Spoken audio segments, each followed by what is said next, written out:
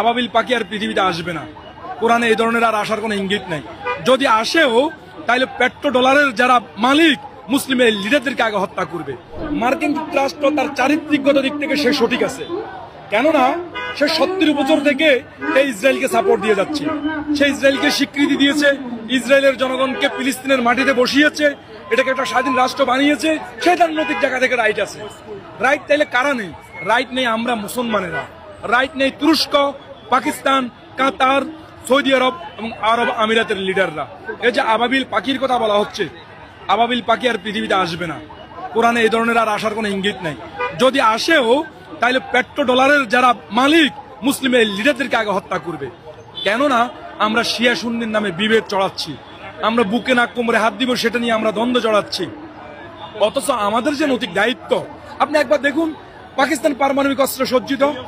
পাকিস্তান যদি একবার বলে আমি আমার কয়েক হাজার সৈন্য আমি ফিলিস্তিনে পাঠাচ্ছি, সৌদি আরব পেট্রো ডলারের মালিক, সে যদি একবার তেল অবরোধ দেয়, এরপর সে যদি বলে আমি আমার সৈন্য পাঠাচ্ছি, কাতার তো কিছুটা করে যাচ্ছে।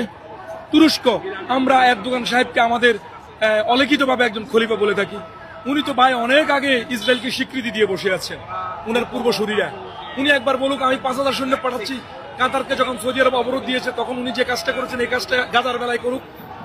আরব আমিরাত, আপনি খেয়াল করুন, যখন কাশ্মীরে গণহত্যা চলছে, যখন ভারতে মানুষ হত্যা চলছে, তখন মোদী সাহেবকে আরব আমিরাত পুরস্কৃত করেছে। আরব আমিরাতের কাজ কি?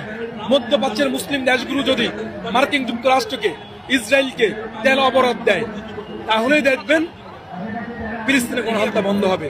আপনি অহেতুক মার্কিন যুক্তরাষ্ট্রের অস্ত্র ব্যবহার করবেন, মোবাইল ব্যবহার করবেন, এরপরে তার কয়েকটা শুধু পণ্য অ্যাভয়েড করবেন, এরপরে আপনি তাকে পরাজিত করার স্বপ্ন দেখবেন। এই সমস্ত মিথ্যা আশ্বাস দিয়ে পৃথিবীতে চলা যাবে না। যদি তাদেরকে পরাজিত করতে হয়, আমি আবার বলছি, এই যে শাহবাগী মিছিল হচ্ছে, কোনো কাজ হবে না।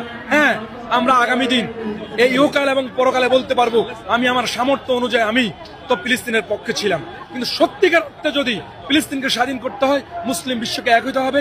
বিশেষ করে পাকিস্তান, কাতার, সৌদি আরব, আরব আমিরাত এবং তুরস্কের নেতৃত্বে একটি শক্তিশালী ইউনিট তৈরি করতে হবে, তাহলেই স্বাধীন হবে ফিলিস্তিন।